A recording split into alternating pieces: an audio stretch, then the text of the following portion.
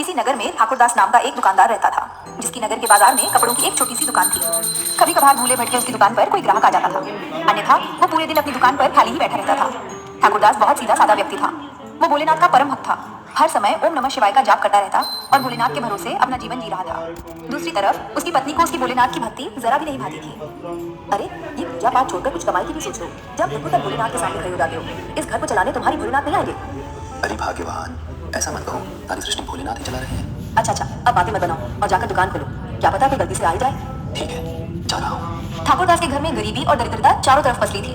टूटा फूटा मकान, एक पुरानी दुकान जिसमें नाम को ही कुछ कपड़े थे और पीछे जवान बेटी की शादी की चिंता। लेकिन ठाकुरदास तो अपने भोलेनाथ के भरोसे जीवन जी रहा था।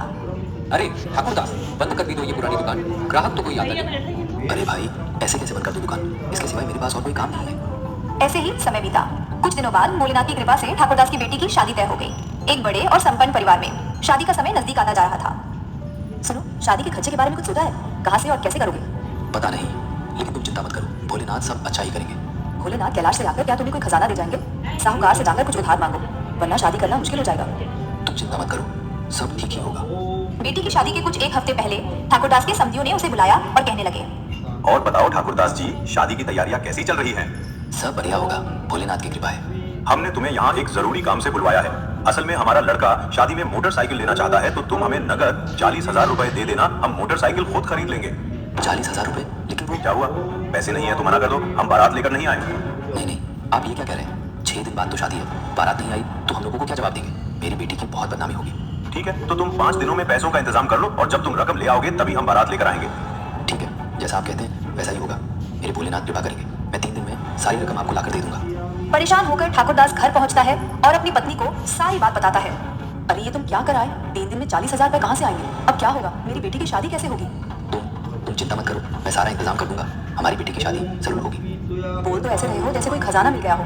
40,000 रुपए तुम 3 दिन क्या 3 साल में भी नहीं कमा पाओगे। मैं 3 दिन में पूरे 40,000 उन्हें दे दूंगा। मेरे भोलेनाथ कृपा करेंगे और सब ठीक हो जाएगा। देखती हूँ अब तुम्हारे भोलेनाथ कितनी मदद करते हैं। हे प्रभु, हे मेरे भोलेनाथ, आपका ही आसरा है। मदद कीजिए प्रभु, मदद कीजिए।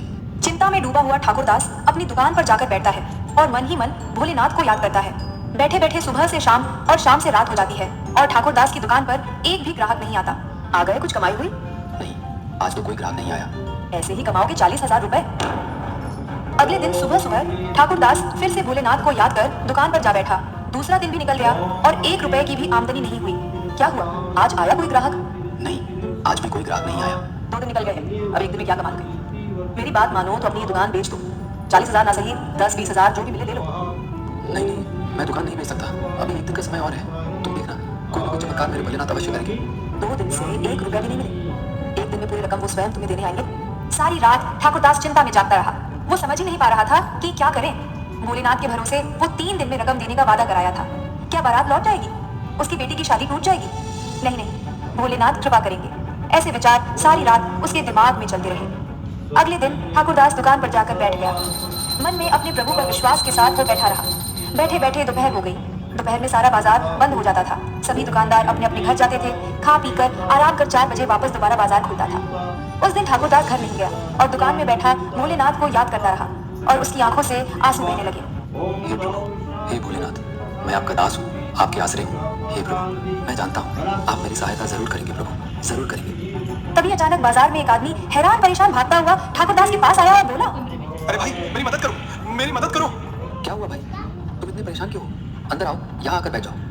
क्या बताऊं, आज मेरी बेटी का लगन है और अचानक लड़के वालों ने 20 साड़ियां और मांग ली। पूरा बाजार घुमाया, लेकिन सारी दुकानें बंद हैं, इसलिए तुम्हारे पास आया हूं। मेरी मदद करो भाई। कहिए, मैं आपकी किस तरह सहायता कर सकता हूँ? भाई, अपनी दुकान में से 20 साड़ियां दे दो, मैं सारी रकम अभी के अभी तुम्हें अदा कर दूंगा। ये सुनते ही ठाकुरदास की अटकी हुई सांसें तेजी से चढ़ने लगी। खुशी की मारी उसकी आवाज ही नहीं निकली। क्या हुआ भाई? क्या तुम मुझे साड़ियां दे दोगे? हाँ, ये लो, सारी दुकान में से आपको जो साड़ी पसंद आए वो ले लो। आदमी ने ठाकुरदास की दुकान से साड़ियां खरीदी और उसे 6,000 देकर वहां से चला गया। ठाकुरदास हाथों में पैसे लिए रोता हुआ खड़ा रहा और मनी मन भोलेनाथ को धन्यवाद करने लगा। हे प्रभु, आपका बहुत बहुत धन्यवाद।